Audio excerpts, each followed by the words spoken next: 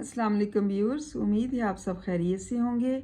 आज का हमारा उन्वान नात रसूल मकबूल सल्लल्लाहु अलैहि वसल्लम है। शायर ज़फ़र अली ख़ान हैं और शेर नंबर 7 की तशरीह करते हैं।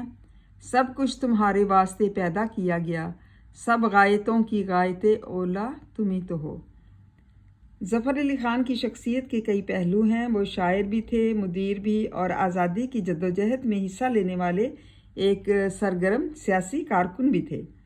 मौलाना ज़फ़र अली ख़ान शायरी के बेमिसाल तोहफ़ा से मालामाल थे। वो इस्लाम के सच्चे शदाई थे और बहुत ही नातगोई की वजह से मशहूर थे। मजहबी मौज़ूआत में ख़ास तौर पर नातिया शायरी में उनको जो है बहुत ही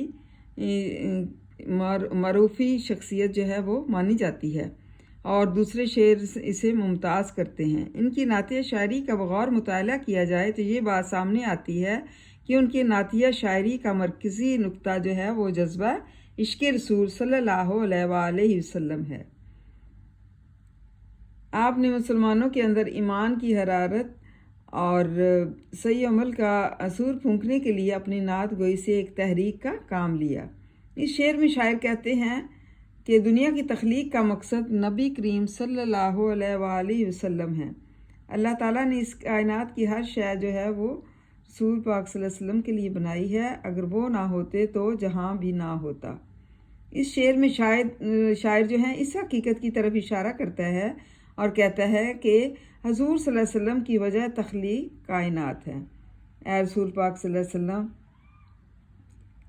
कायनात में अल्लाह ताला ने जो कुछ पैदा किया वो ख़ातमुन नबीयीन हज़रत मोहम्मद सल्लल्लाहु अलैहि वसल्लम की वजह से पैदा किया गया और जो बात की गई वो भी रसूल पाक सल्लल्लाहु अलैहि वसल्लम की ज़ाते बरक़ात की वजह से है। दुनिया में जो चीज़ भी पैदा की गई है उसका कोई ना कोई मकसद ज़रूर है। इस कायनात की तख्लीक का मकसद ये है कि आप सल्लल्लाहु अलैहि वसल्लम को पैदा करना मकसूद था।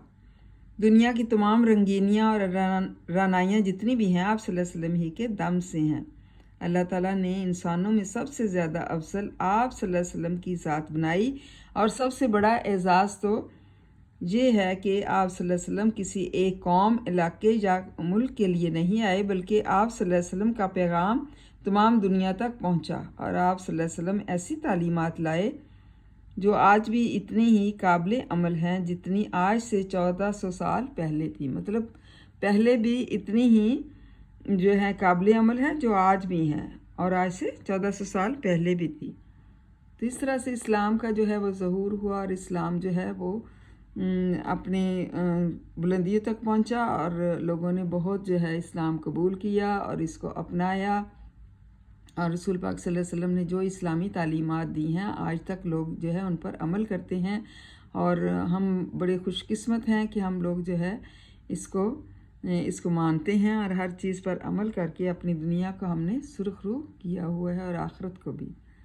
उम्मीद है तलबा आपको समझ आ गई होगी। इसको अच्छी तरह से याद करें, लर्न करें। थैंक यू एंड जज़ाकल्लाह खैर।